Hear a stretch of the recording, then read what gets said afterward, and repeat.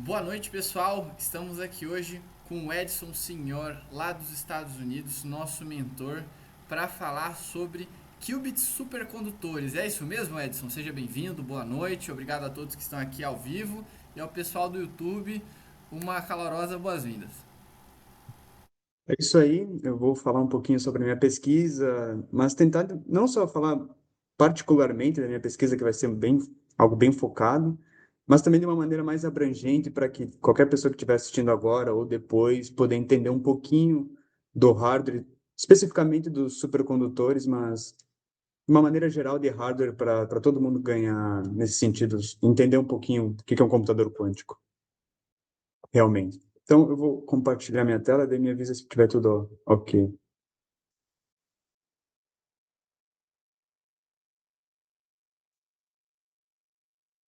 Dá para ver minha tela? Dá para ver? Sim? É que eu não consigo ver o chat, ou ter que falar, alguém tem que falar. Sim, sim. Dá Dá, para dá, ver. obrigado. É que com o Meet ele acaba não mostrando. Certo, então, boa noite. Como o Gabriel já disse, meu nome é Edson Senhor, eu estou aqui nos Estados Unidos, na Universidade de Connecticut, sou estudante de PhD em Física, com a professora Leia dos Santos, que também é brasileira aqui. Ah, Eu queria agradecer primeiro a LACQ por essa oportunidade de poder falar um pouquinho sobre o meu trabalho, sobre essa área hoje em dia eu estou bastante no meio e bem engajado. Tem um clube aqui também que eu participo. E o título, né, dessa apresentação é justamente trazer um pouco do Feynman, como ele é basicamente um patrono também da Liga, né, que ele fala que a natureza não é clássica. Eu comento que qubits supercondutores também não são, né? Ele traz justamente que a natureza não é clássica, então vou usar um computador quântico para resolver sistemas quânticos, para tentar entender sistemas quânticos.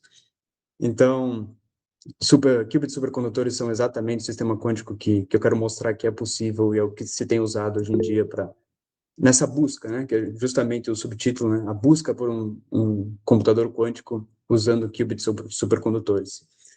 Uh, a ideia é fazer uma apresentação mais gradual, então, por mais que tenha alguém que esteja assistindo que nunca ouviu falar sobre computação quântica, pelo menos ali no primeiro, no segundo slide, consiga entender a ideia geral, o que é computador quântico, os problemas que podem resolver, as vantagens. E depois eu vou entrando um pouquinho mais na questão do hardware, chegando nos supercondutores, nos qubits supercondutores, e no final vai ser um nível mais avançado, que é justamente falar sobre a minha pesquisa, o que a gente faz. Então, para alguém que esteja mais interessado realmente na área de qubits supercondutores, entender um pouco mais da teoria, que é o que eu faço. Certo. Então, acho que não passou o slide. Certo. Então, para começar, eu acho que todo mundo, quando vai falar sobre um computador quântico, sempre compara com um computador clássico. E o que é um computador clássico? É basicamente o notebook, o laptop que a gente está usando aqui para gravar, né, esse vídeo, para gravar essa apresentação. Uh, e quando a gente olha para um computador clássico, o fundamental dele, né, quando a gente olha o centro dele, é justamente o bit. Né? Então, ele vai guardar qualquer tipo de informação, a unidade de informação é no bit, que é simplesmente ou é zero ou é um. É uma resposta de sim ou não. Então, tu vai guardar qualquer tipo de informação, uma letra, uma palavra, tudo nessas linhas enormes de zero e um, ou até uma operação, fazer operações, eu quero fazer 2 mais 2, é tudo escrito entre zero e um. E, e eu gosto de trazer essa analogia, o que é um bit?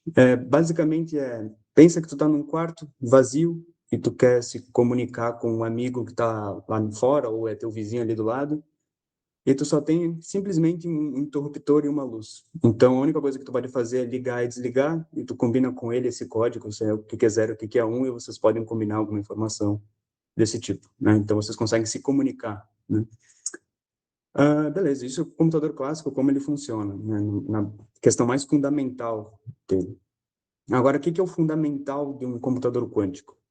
A unidade fundamental de informação, né, como é que a gente guarda informação, não é com um bit, é com um bit quântico, que a gente chama de qubit. E o que é esse qubit? Então, justamente o nome de computador quântico vem traz a área de mecânica quântica, né, física quântica, Então, não se preocupa se alguém é muito novo na área, não se preocupa com essas notações, elas são um pouquinho mais complicadas, mas o que ele quer dizer, essencialmente, é que eu não tenho só ou 0 ou 1. Eu tenho os dois acontecendo ao mesmo tempo. Então, basicamente, como eu descrevo esse meu estado de informação, eu tenho o 0 com um certo número que vai me dizer a proporção desse 0, esse alfa, ele vai me dizer quanto que eu tenho de 0, e o beta vai me dizer quanto que eu tenho de 1. Não é simplesmente, claro, eu posso dizer que tem 50% 0, 50% 1, mas não quer dizer que alfa é 0,5 e beta é 0,5, porque esses números ao quadrado, isso vem da mecânica quântica, um pouquinho mais complicado, por causa que esse alfa e esse beta, eles acabam sendo números complexos, então deixa uma gama muito maior de possibilidades ainda de guardar informação, né? Antes eu tinha ou 0 ou 1, agora eu tenho números complexos que eu posso guardar essa minha informação. E quando eu levar esses números ao quadrado, se eu botar alfa ao quadrado, ele vai me dizer a probabilidade de eu ter 0 e a probabilidade de ter 1. Eu sei que isso é um pouquinho complicado para quem pelo menos é novo na área, então, voltando para a mesma analogia de antes, que eu estou nesse quarto e quero comunicar com o meu amigo lá fora, se eu tiver agora um computador quântico, assim, né, uma luz quântica para comunicar com ele, é como se eu tivesse um controle e eu posso mudar a intensidade da luz da maneira que eu quiser. Não só ligada ou desligada, mas deixar ela acesa ou mudando a intensidade dela. E a gente vai combinar uma informação com isso. E não só isso, porque pensa assim, eu tenho alfa e beta, esses 2 graus de liberdade. Então, eu tenho outra opção, que é justamente eu posso mudar a frequência. Então, antes eu só tinha uma luz branca, uma luz amarela, enfim. Agora eu posso mandar uma luz vermelha, azul, verde, e ainda mais, enriquecer mais ainda a gama de opções de informações que eu posso mandar só dentro desse quarto. Então, fundamentalmente, o computador quântico dá para ver como ele é diferente do computador clássico, e quanto mais informação a gente pode botar simplesmente em uma unidade comparado com ou 0 ou 1. Mas eu gosto de pontuar uma coisa que muita gente acaba esquecendo e eu acho importante sempre comentar, que é quando um computador quântico é mais rápido que o computador clássico, né? Que a gente chama de quantum speedup. Isso não é sempre, porque parece que, como ele é fundamentalmente melhor, vamos dizer assim, entre aspas, né, que eu posso botar mais informação, parece que todos os problemas vão ser solucionados muito mais rápido, de maneira muito mais otimizada. E isso não é verdade. Então, são problemas específicos que um computador quântico vai poder ser mais rápido que o computador clássico.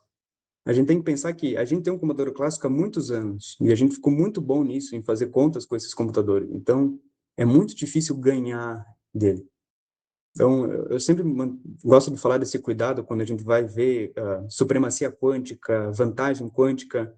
São palavras-chave que aparecem em revistas, que tem que tomar um certo cuidado ainda hoje com isso, porque tem muita coisa que está sendo espalhada que tem vantagem, quando tu vai ver, na verdade, o computador clássico está ainda fazendo a mesma conta, e às vezes de maneira até mais rápida e melhor. Certo, então, outro ponto importante é que muita gente acaba se enganando, o computador quântico ele não veio para substituir um computador clássico. Na verdade, eles trabalham sempre em conjunto. Até mais em computação quântica, sempre na parte de controle, de medida, é tudo clássico que a gente utiliza. A gente utiliza um computador clássico na parte de um computador quântico. Então, geralmente quando tu entra na área, tu vai aprender esses 2 algoritmos, que é o algoritmo de Grover, que é para busca de palavras, enfim, e o algoritmo de Shor, que é para criptografia. Ambos usam computadores clássicos. O melhor exemplo é o algoritmo de Shor, que é só numa parte que ele utiliza o computador quântico. As outras são contas clássicas que foi desenvolvida há muito tempo atrás, né, para criptografia. Então, não é que um vai substituir o outro, na verdade, ambos vão trabalhar em conjunto para resolver problemas que a gente nunca conseguiu resolver antes. Um exemplo, né, que é basicamente simulação quântica, que provavelmente minha orientadora vai adorar, porque ela trabalha com isso, trabalhou a vida inteira, que a gente chama cadeias de spin. Ou tu pode pensar só que tu tem vários ímãs polarizados, conectados um com o outro. Então, por exemplo, o ímã pode estar sul-norte, norte-sul, enfim. Esse é um problema quântico muito difícil de resolver. Só para ter uma noção, se eu tiver 100 desses ímãs conectados, para eu guardar uma informação disso, eu precisaria de 10 na 17 terabytes de memória, só para guardar um. Imagina simular isso, né? Como é que ele evolui no tempo. Se eu tivesse um computador quântico, eu só preciso de 100 qubits funcionando perfeitamente e eles vão naturalmente já me dizer a simulação, como esse sistema funciona e evolui no tempo. Enfim, eu vou poder entender magnetização, enfim, o problema que tu quiser resolver. E aqui eu só quero deixar uma nota que tem o YouTube da própria LaCQ que tem muita coisa legal, até sobre internet quântica, tem vídeos muito legais, eu quero que fique aqui para as pessoas olharem. E principalmente a apresentação do Rodrigo Bevenides, que ele está lá na USP, que ele já falou um pouquinho sobre qubit supercondutores da área experimental que eles estão montando ali na USP, que é muito legal. E eu assisti o vídeo e eu montei minha apresentação para fazer bem uma conexão com o vídeo dele. Então, seria legal que, claro, não precisa ser hoje, né? Hoje é sexta-feira, mas enfim, outro dia, né? Pudesse assistir, se está interessado em supercondutores, vê agora a explicação mais teórica, mais básica, que é o que eu faço, e depois como se faz na prática, né? Como que a gente vê um qubit supercondutor na prática e faz as medidas na prática, que é o que eles estão fazendo na USP, que é muito legal. Então, eu convido a assistir esse vídeo aqui, que é bem interessante. Tá, eu vou ter que pular um pouquinho, senão eu vou perder muito tempo aqui. Só para tentar entender um pouquinho do hardware, né? A ideia como é que é um computador quântico físico mesmo, né? Não só teórico. Sempre gosto de trazer o clássico junto. Então, para o clássico, basicamente, o que a gente tem no nosso laptop, né? Como é que a gente guarda esse bit, o que é 0, o que é 1 no nosso caso real, a gente tem um transistor, que é esse cara aqui, só que minúsculo, muito pequeno, né? Um chip na nossa CPU, que é basicamente, ele vai ter uma corrente, uma voltagem que vai estar ou em 1 ou em 0, e ele vai ler isso como 0 e 1, né? Se passa a corrente, se não passa, é 1 e 0. Só que o que é o problema? A gente quer fazer esses computadores cada vez mais rápido, cada vez menores, cada vez mais finos, né? Então, aqui tem um exemplo da IBM, que eles conseguiram fazer um transistor do tamanho de 2 nanômetros, 10 na menos 9 metros. Isso é muito pequeno. Então, tu pode comparar com o diâmetro de um DNA, que tem o mesmo diâmetro, né? Que é 2 nanômetros. Isso justamente, acho que toda pessoa, quando introduz na área, mostra que é a lei de Moore, que a gente está tentando fazer transistores cada vez menores numa área cada vez menor. E só nesse exemplo aqui do transistor da IBM de 2021, tu já vê que ele está no tamanho do DNA, e o DNA já é quântico. E para mostrar isso, quero fazer um merchan do nosso grupo, que a gente trabalhou com o grupo de Yale, do professor do Vitor Batista, e também com a Universidade de Michigan,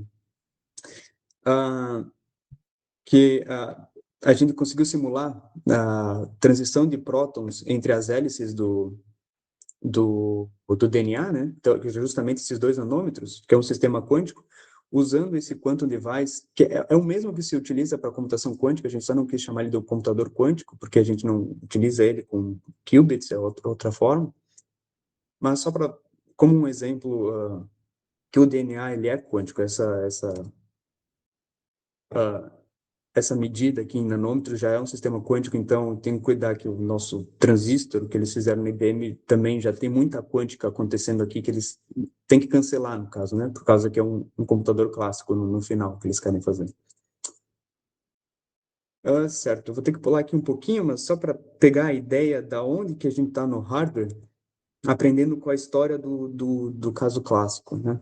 Então, no computador clássico também a gente aprendeu como se faz durante muitos anos. Então, a gente errou bastante até achar finalmente o transistor, que é o que a gente utiliza hoje. Por exemplo, a gente começou com esses cartões perfurados, que o 0 é não ter buraco e 1 é ter o buraco, né? Depois a gente foi para circuitos elétricos com relés e tubos de vácuo, mas eles esquentavam muito, eles tinham outros problemas.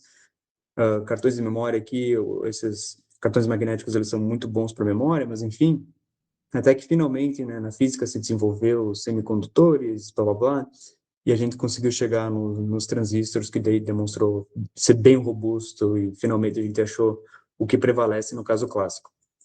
No caso quântico, para manter esse paralelo, a gente já sabe coisas que não funcionam, então a gente não está no início, mas também a gente não sabe, não tem o transistor quântico, né? Não tem o que prevalece. Então a gente está no meio testando. Pode ser que o que a gente já conhece já seja o que vai prevalecer no futuro, ou pode surgir algo novo que a gente não conheça. Mas eu gosto de botar essa questão porque talvez não vai ter só um método, só um computador quântico que vai prevalecer no futuro.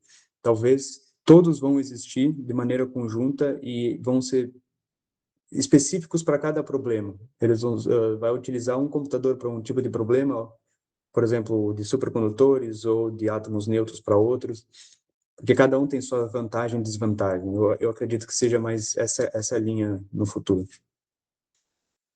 Tá, então, finalmente, agora eu paro de falar sobre computadores clássicos e vou para os computadores quânticos, que é justamente, agora eu trago o qubit, né, tudo quântico aqui.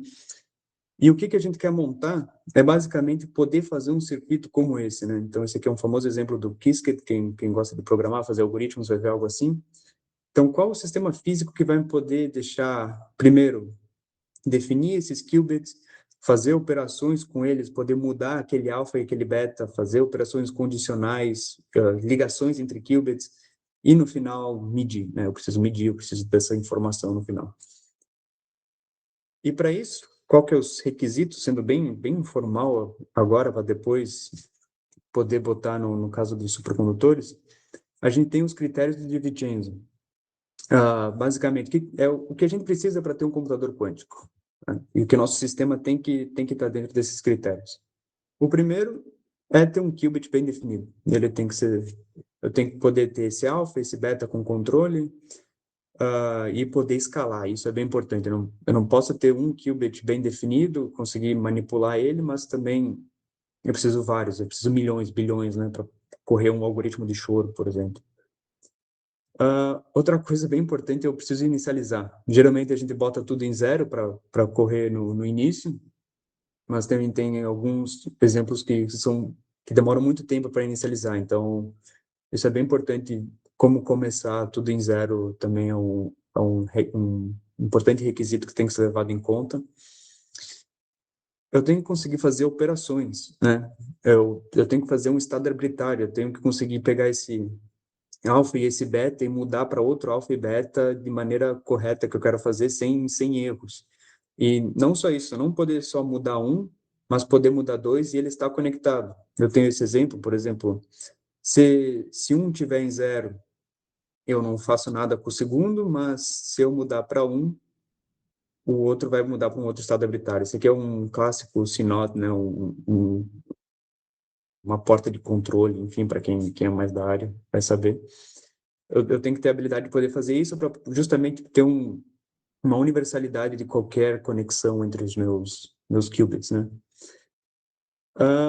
No final das contas, eu preciso medir. E isso é muito importante, porque como a gente está tratando um sistema quântico, e a gente precisa que essa informação seja útil no final, né? Útil para nós, né? E nós, como seres humanos, né? Nós, como a gente quer essa informação clássica, que a gente é clássico, a gente segue as leis de Newton, tudo, né? A gente precisa medir, precisa transformar isso para uma informação clássica, que é justamente resgatar o que eu comentei de alfa quadrado ou beta quadrado, que vai te dar a probabilidade de zero ou a probabilidade de um.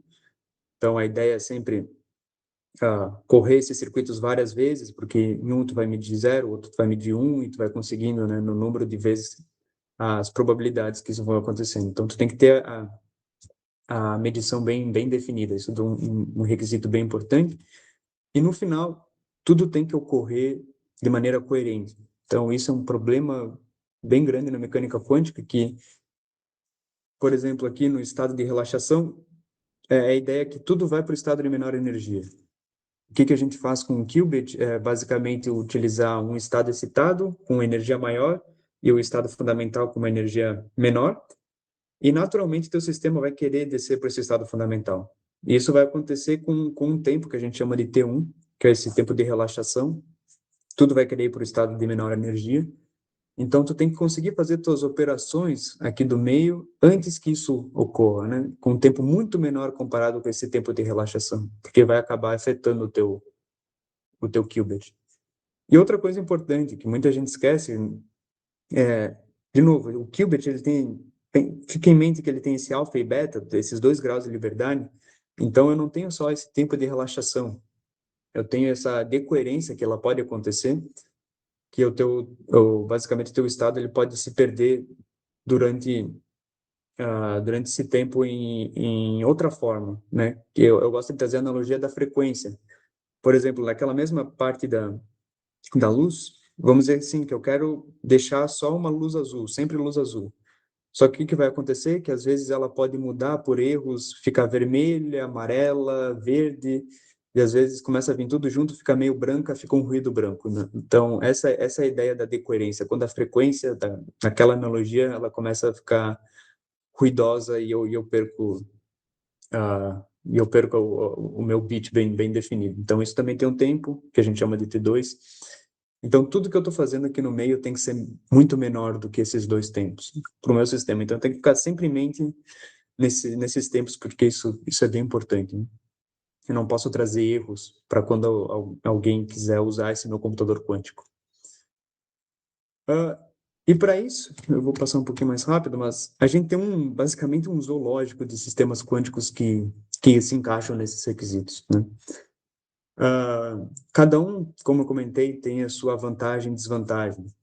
E várias empresas, então, por isso que eu trouxe as empresas, isso já saiu do âmbito de pesquisa e já está sendo, assim, são milhares e bilhões de dólares investidos nessas empresas para construir esses computadores quânticos. Então, muita gente investindo em átomos neutros e íons confinados, que é basicamente tu resfriar usando lasers e usando esses átomos reais mesmo, e fazendo eles estado fundamental e algum estado excitado acima. São câmeras bem frias também aqui. Eu acho legal a ideia da parte de fotônica, usar fótons, por causa que aqui eles são em temperatura ambiente, tu não precisa resfriar eles que nem das outras maneiras, tu não precisa trazer nessas temperaturas absurdamente baixas. Mas eles também têm as suas desvantagens, né, na questão de portas, elas acabam sendo um pouquinho mais complicadas. A gente tem os circuitos supercondutores, que é o que eu vou explicar um pouquinho a mais.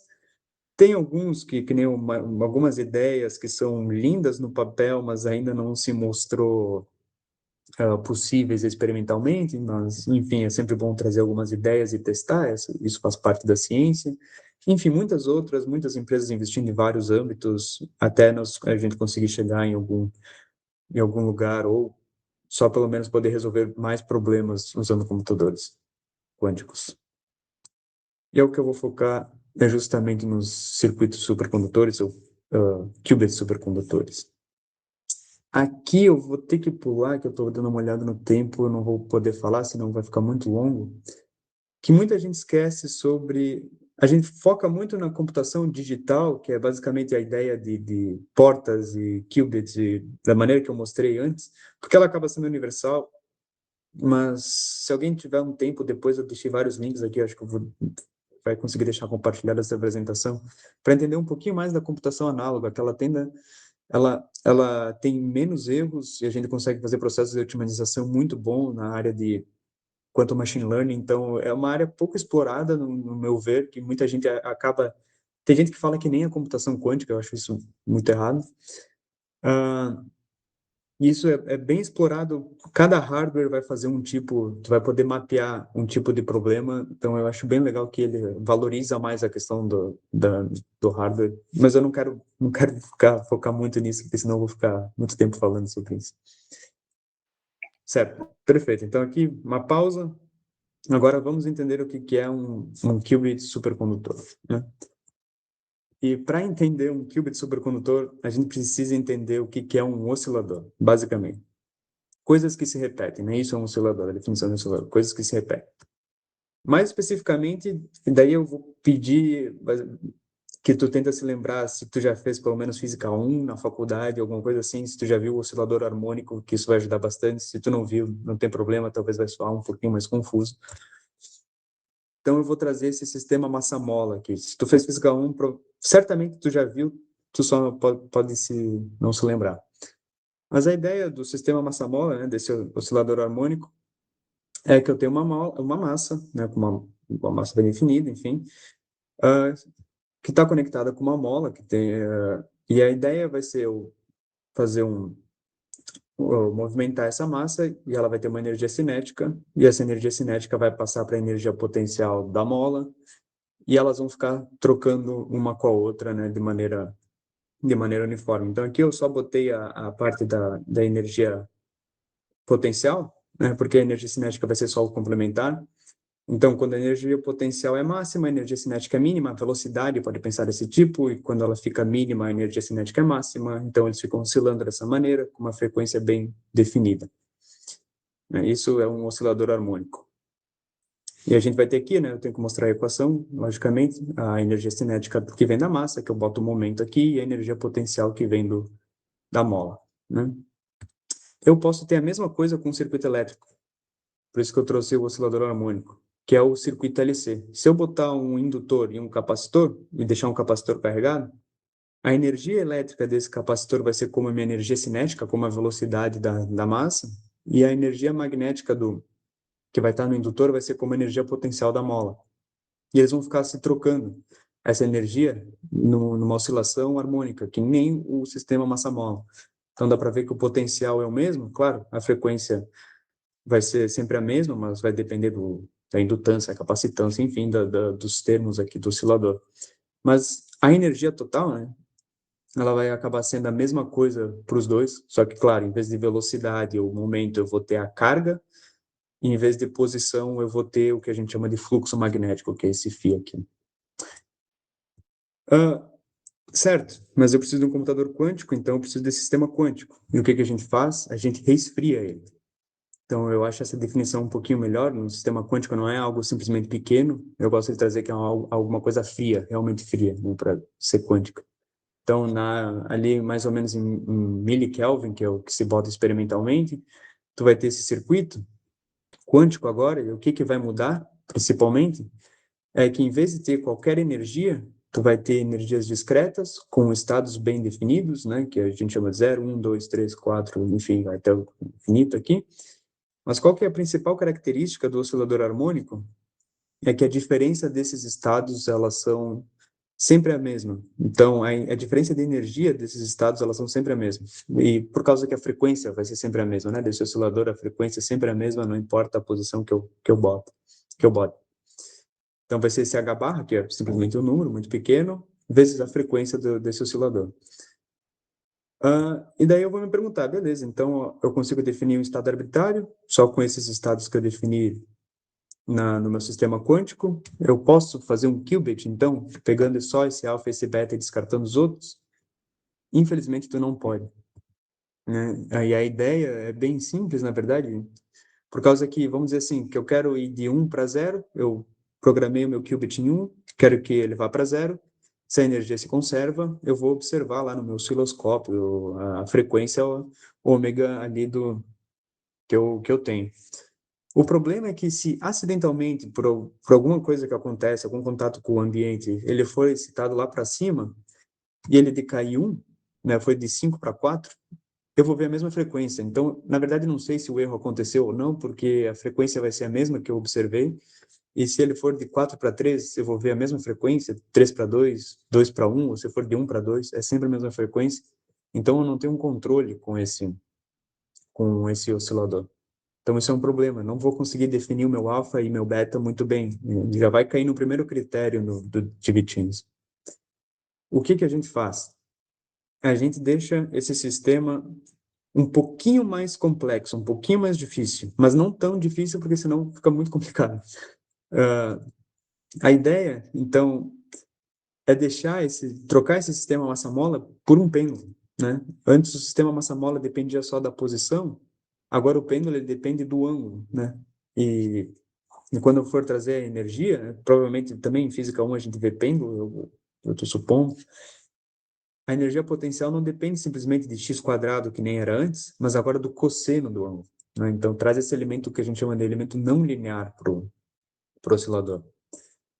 só para mostrar que o problema fica um pouquinho mais difícil mesmo, só trazendo pêndulo, se eu quiser a frequência, por exemplo, ou o período dessa oscilação, eu tenho que resolver uma integral, não é algo tão simples como antes que eu tinha a frequência do oscilador harmônico, uma equaçãozinha bem fácil, dependendo de K e, enfim, da massa. E a ideia é que a gente também pode obter o pêndulo num circuito elétrico, só que é especificamente num circuito quântico agora. Então, nosso sistema já foi resfriado também em milikelvin. E o que a gente vai ter que fazer agora para trazer esse potencial? Porque a energia cinética é a mesma, então não preciso mudar nada, eu tenho meu capacitor, mas eu preciso desse indutor um pouco diferente. Esse novo elemento que a gente traz é a junção de Josephson. E para cá, para explicar o porquê que essa energia ela vem com o cosseno do fluxo, eu vou deixar como referência a apresentação do próprio Rodrigo, que ele entra um pouquinho mais nas equações, o porquê que vem o cosseno. Eu não vou ter tempo de explicar tudo muito em detalhe, então eu acho legal que fica esse complemento, porque ele já explicou lá, então eu posso seguir daqui. Mas a ideia principal é justamente que esse novo elemento, que é a junção de Josephson, que fica simplesmente um supercondutor, um isolante no meio supercondutor, que é basicamente a mesma ideia de um capacitor, mas enfim, ele vai trazer essa indutância um pouquinho diferente, que depende do cosseno do fluxo, e vai trazer essa não linearidade, vai trazer esse pêndulo quântico que a gente queria. Certo. Então, como é que fica agora nossas energias, né? Para o caso do, do nosso oscilador não linear. Elas vão ficar muito parecidas, porque o cosseno ele acaba sendo meio parecido com o quadrado. Mas o importante é que, como eu disse, o período ele já era um pouquinho mais complicado, agora as frequências vão ser mais complicadas, vão ser diferentes uma da outra. Então, basicamente, a energia de 0 para 1, ela vai ser diferente de 1 para 2 e de 2 para 3. Isso parece ser que eu estou fazendo um sistema mais complicado, mas quando eu me perguntar se eu posso usar esse estado, né, como um qubit, se eu só me restringir ao estado fundamental e esse primeiro estado excitado, eu vou dizer que sim, por causa que essas frequências vão ser diferentes, então eu vou ter um controle. Por exemplo, se eu fizer de 1 para 0, fazer uma transição de 1 para 0, eu vou ter essa frequência, né? E se acontecer um acidente que ela foi para 2, eu vou ter outra frequência, né? Se ela for de 2 para 1, eu vou ver uma outra frequência e vou poder anular ou vou poder descartar e resetar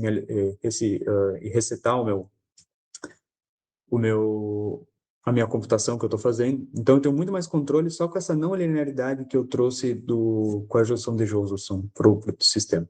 Então, ela é bem importante nesse caso. Ela vai me dar o controle do sistema, do qubit que eu queria. Então, ele pode ser usado e é o que se usa.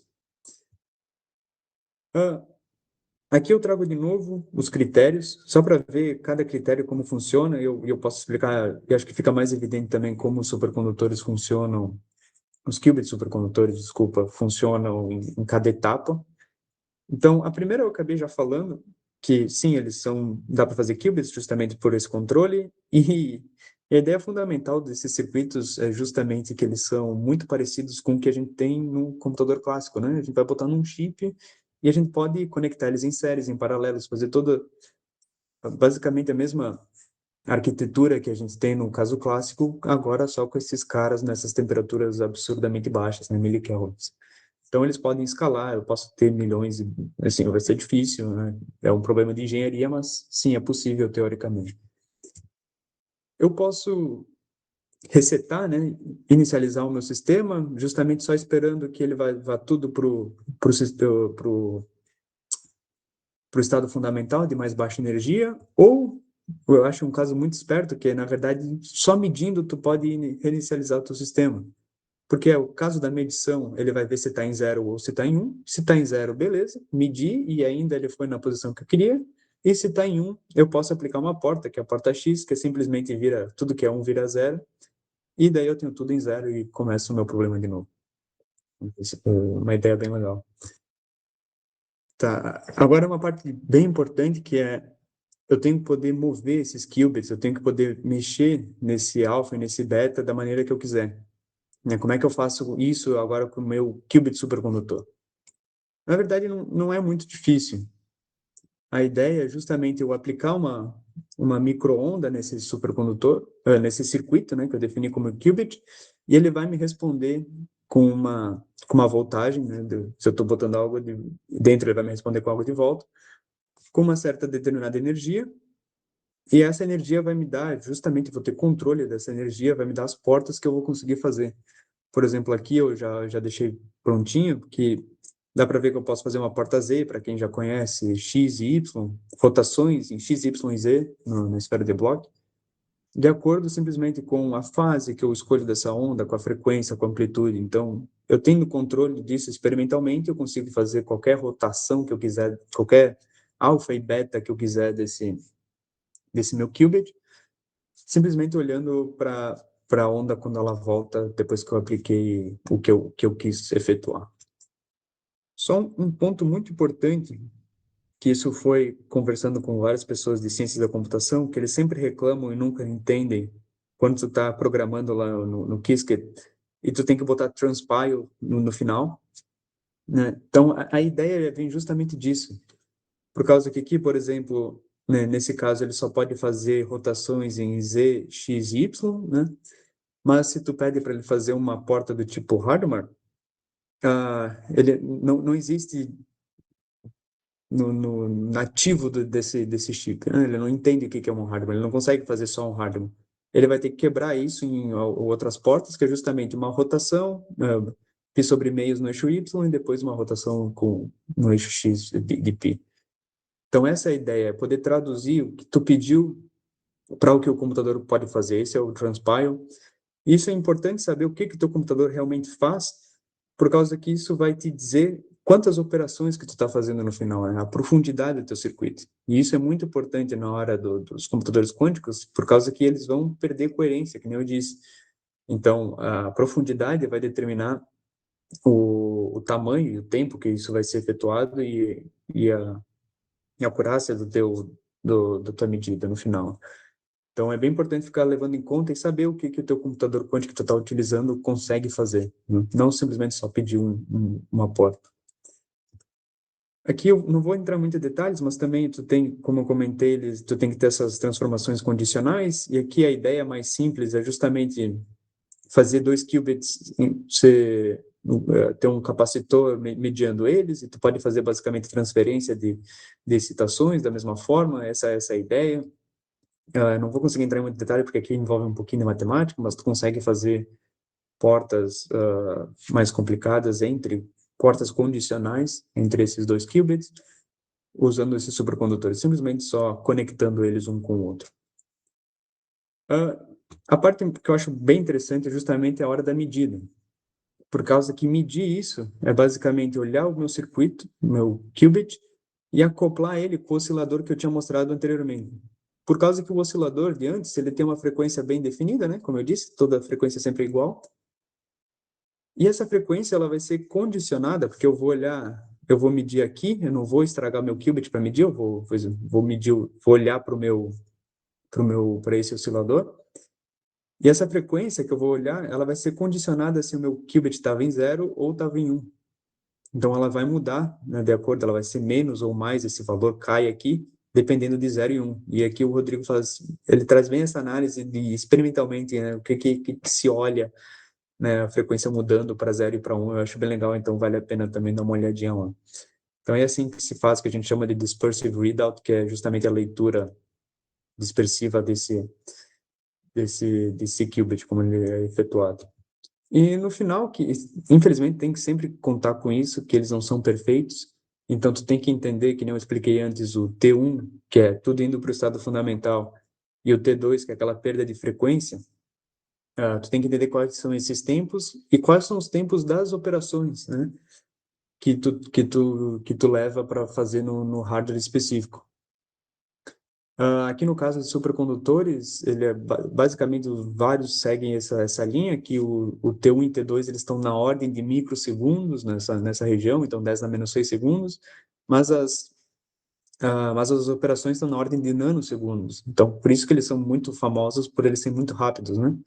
Então, tu consegue fazer ali quase 1000 operações, depois que ele começa a estragar aqui com um T1 que já está na ordem de microsegundos, desculpa. comparado com outros computadores quânticos, que eles acabam sendo com valores um pouquinho maiores nas portas, né, nas operações deles.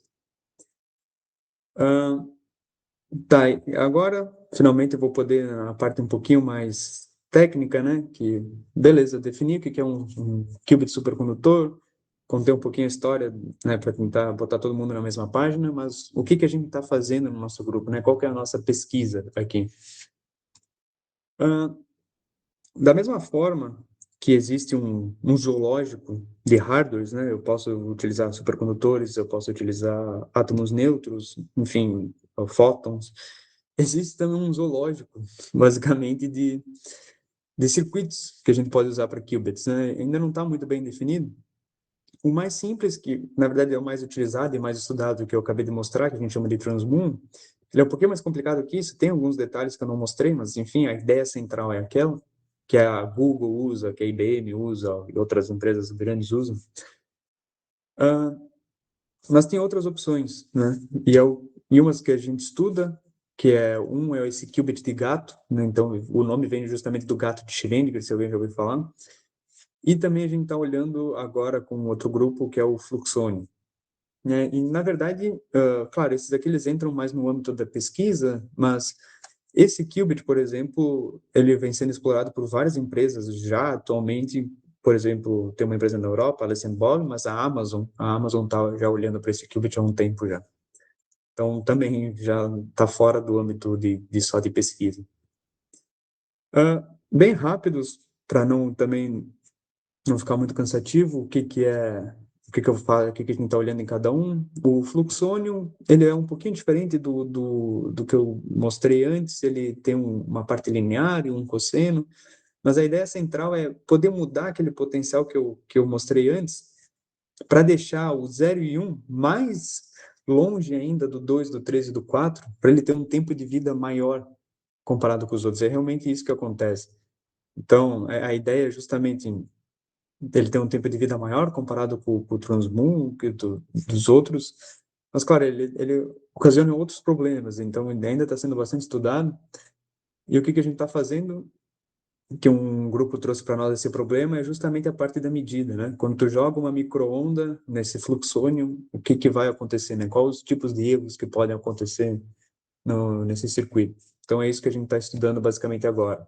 Por exemplo, mudando frequência, mudando fase, mudando amplitude.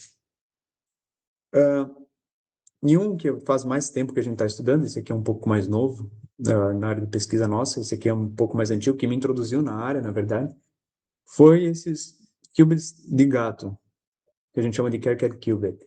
A ideia é agora ter um poço que a gente chama de poço duplo, em vez de ter aquele único poço que eu tinha antes, agora eu tenho dois, e eu vou definir o meu qubit sendo 0 ele estando na direita e 1 ele estando na esquerda. Por que a gente faz isso?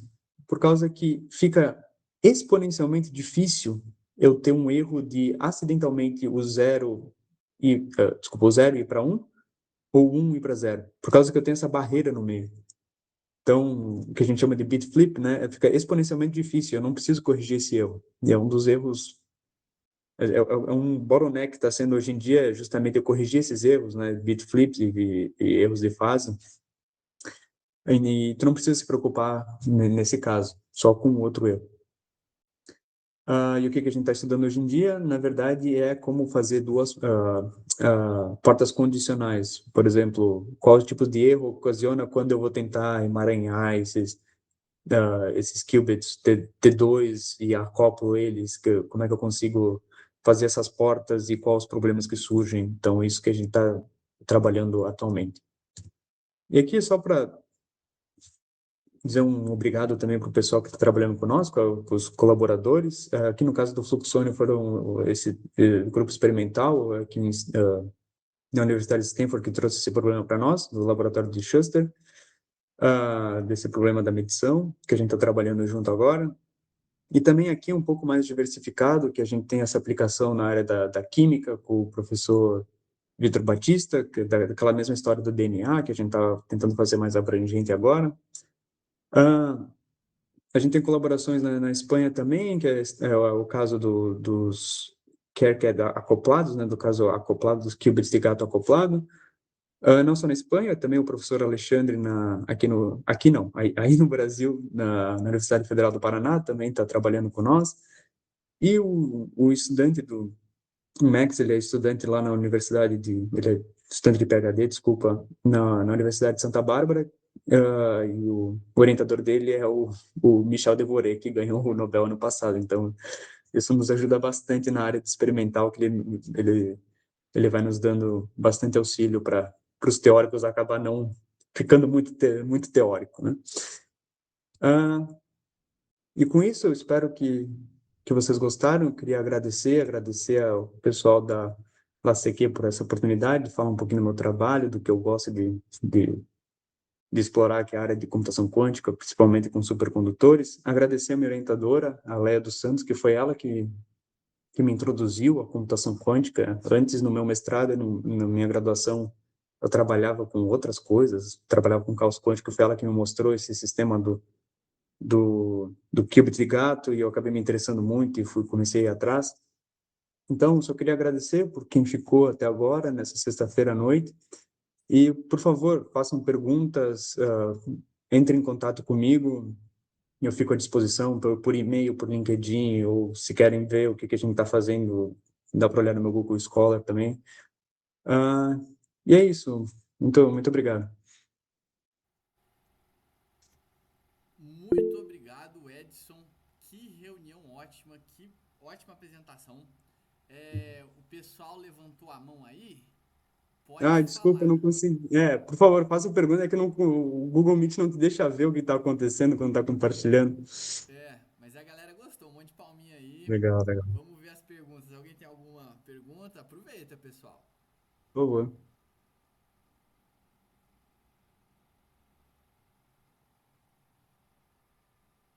Edson, eu tenho uma pergunta para você.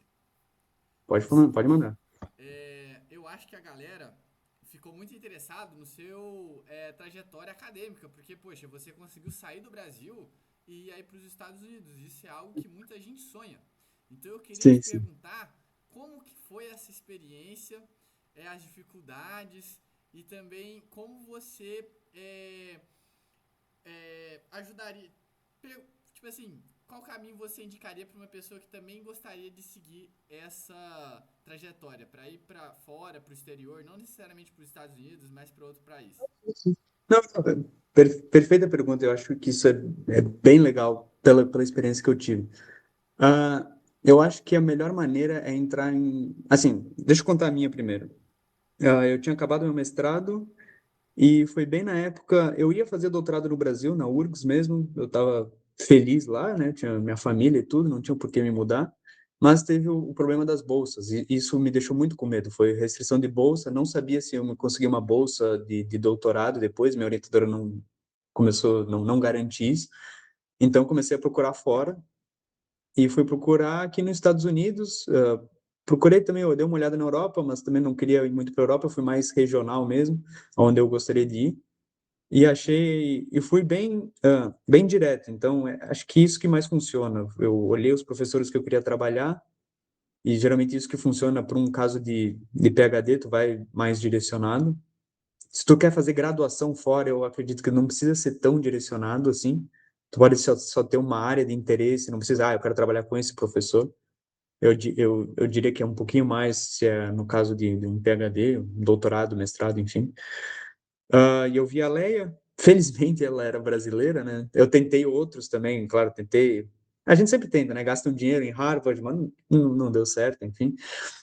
Ah, tentei Boston, tem o Boston University, que é pertinho aqui, que é muito boa, quase deu certo com um professor, mas daí eu vim com a Leia. Claro que também me ajudou muito, eu acho, já ter contato com ela antes. Então, ela era da minha banca de mestrado, por exemplo. Então, ela já me conhecia. E falando da dica de vir para cá, ou vai para a Europa, ou vai para qualquer outro lugar, é conhecer, entrar em contato com as pessoas, saber um pouquinho o que está acontecendo, não ser simplesmente mais um número que ninguém sabe sobre ti. Tu pode ser um aluno excelente, pode já ter coisa publicada, mas se eu não te conheço, hoje em dia com o IA, todo mundo tem LinkedIn, todo mundo consegue mandar currículo para todo quanto é lugar, eu acho que isso fica muito difícil. Tanto experiência própria, eu tentei um estágio agora, não conhecia ninguém, então basicamente eu mandava, por mais que eu tinha um currículo muito bom, ninguém me queria porque eu ninguém me conhecia.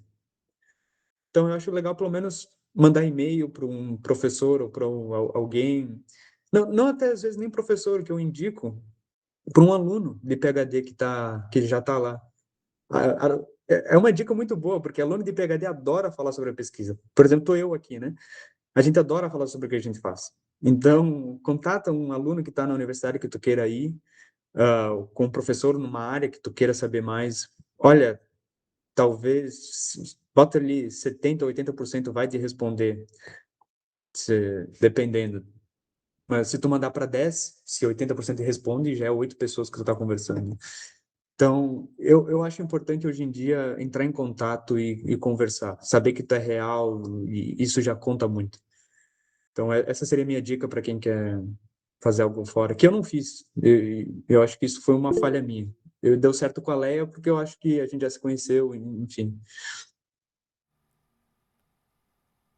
Perfeito, Edson, muito obrigado. Nicolas, por gentileza, você levantou a mão. Salve, boa noite.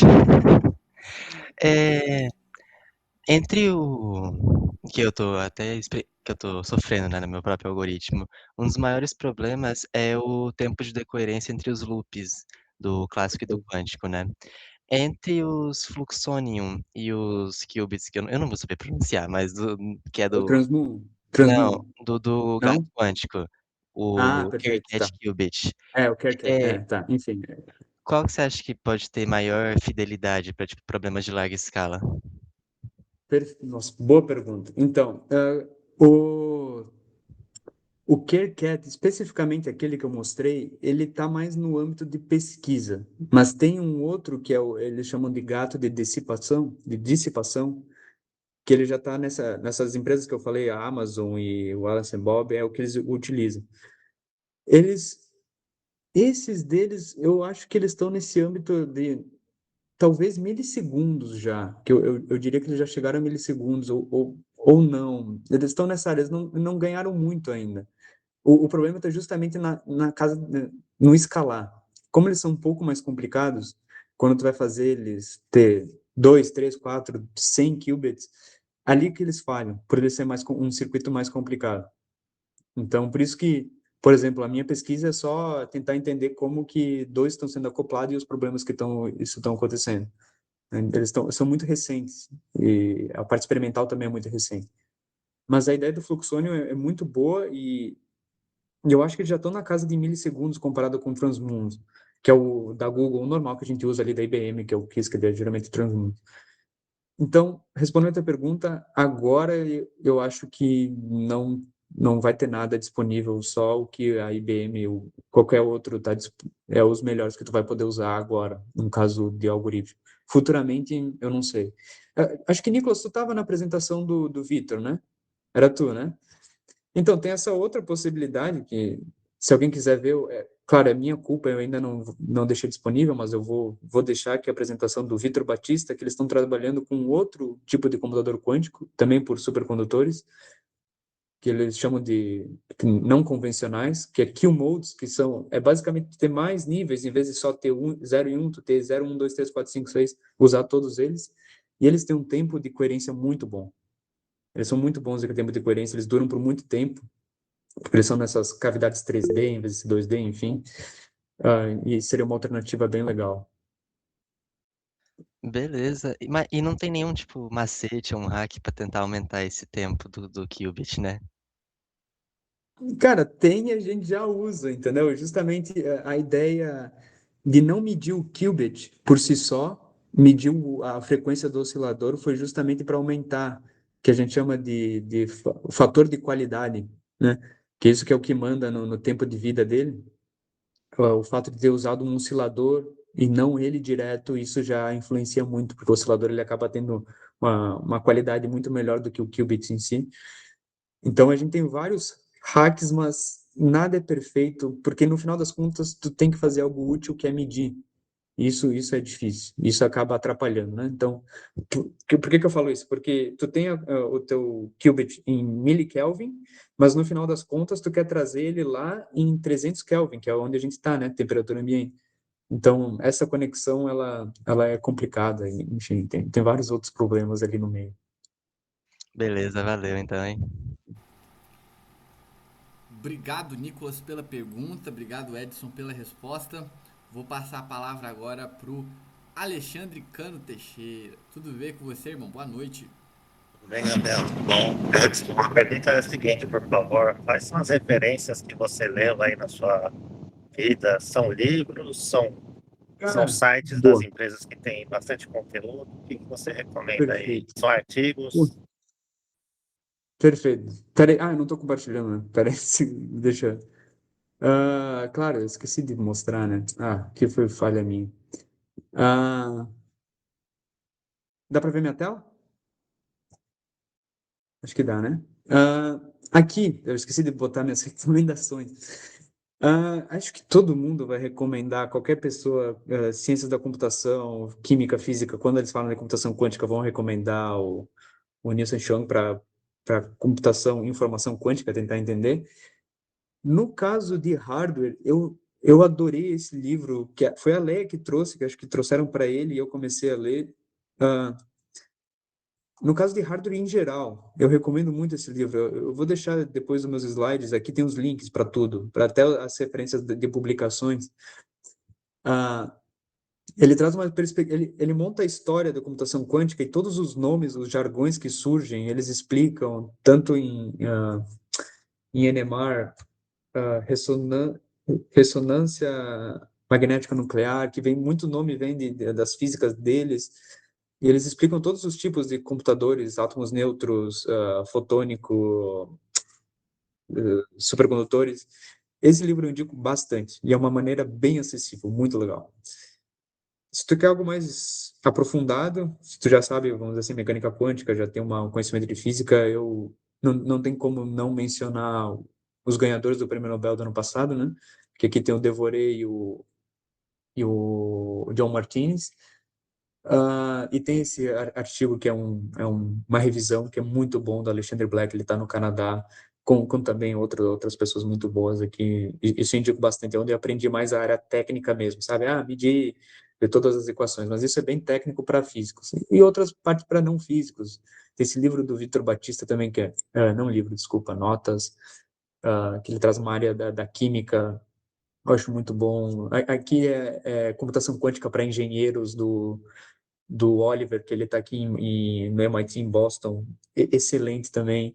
Então, eu deixei aqui, eu vou compartilhar, acho que a gente deixa os slides para compartilhar e todos têm o link para os artigos, enfim, para os livros também, que eu recomendo. E também outra Obrigado. coisa, pode falar comigo. Eu fico à disposição para discutir, enfim, para ajudar, para aprender junto, na verdade. Muito obrigado. Então, uma pergunta.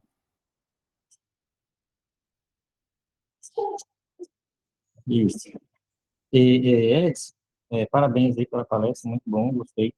Atualmente, o meu interesse em computação quântica é mais na parte de software mesmo, né? Eu estudo um pouco de otimização e tal, mas é muito importante a gente entender essa parte de hardware também, né? Uhum. E, assim, você sabe me dizer qual é a diferença do computador da D-Wave para o computador da IBM? Ambos trabalham com qubit supercondutor, né? Então, O mas computador tem da uma IBM e o diferença deles. computador da. É o da IBM, D-Wave, qual o outro? Da D-Wave. D-Wave. Sim, sim, sim, sim. Tá, Porque, assim, ambos são supercondutos em qubit, né? sim.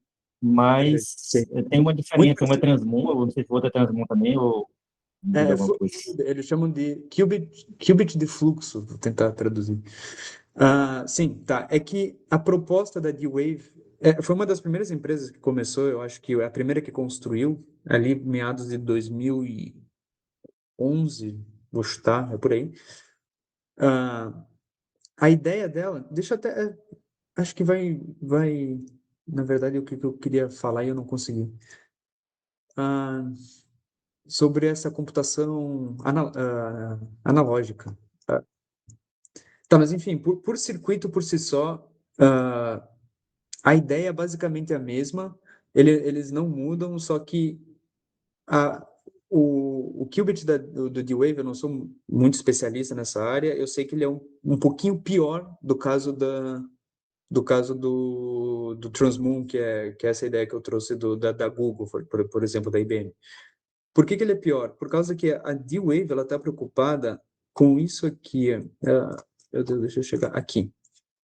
Em computação analógica, que é basicamente pensar em processos de otimização. Eles não estão preocupados para ter um qubit perfeito.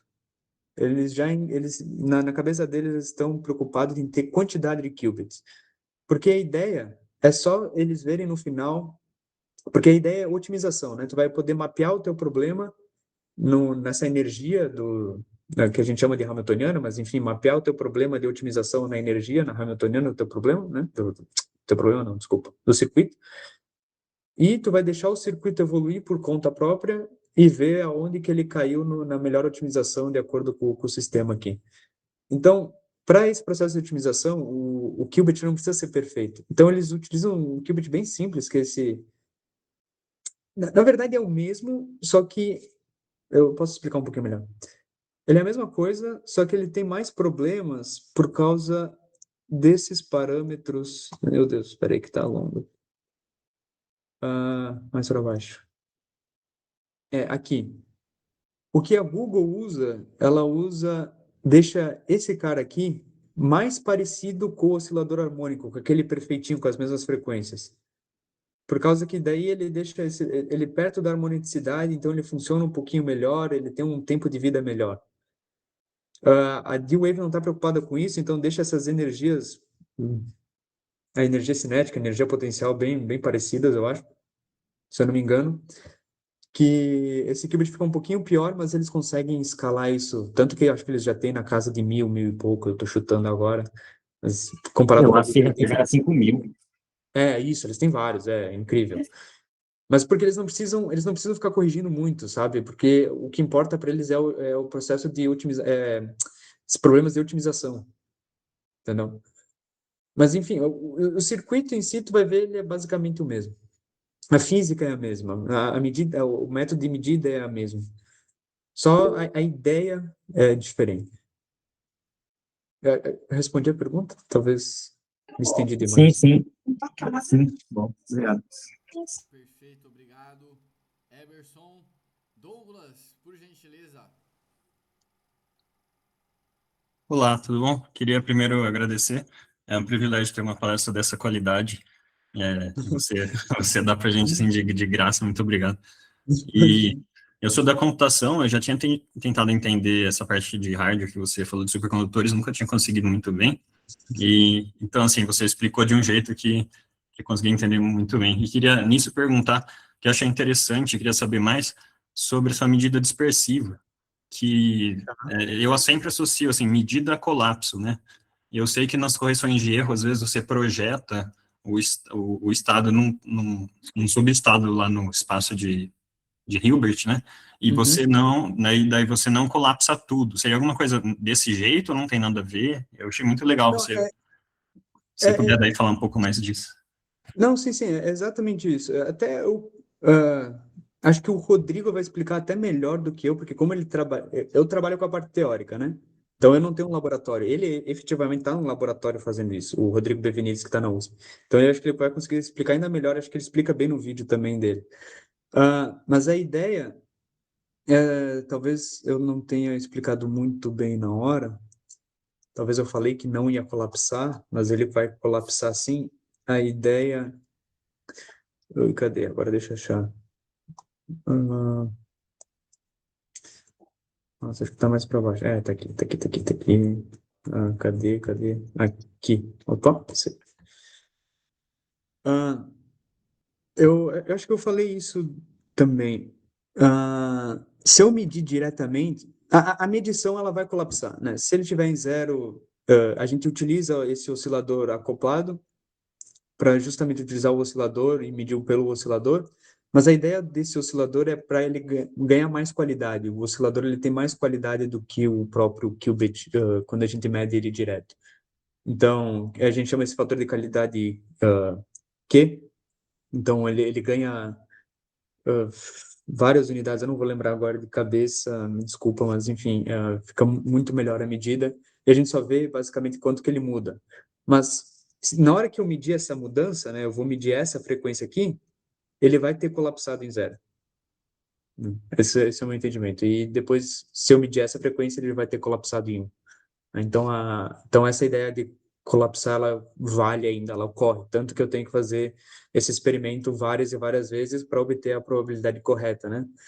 Então, eu vou medir uma vez, eu vou medir essa frequência, beleza. Eu vou ter que correr o circuito de novo, né? Então, por isso que quando tu vai lá no Qisk, tu bota number of shots, né? Número de shots que tu quer, bota lá 500 para ter uma estatística, não é boa, bota 1000, enfim.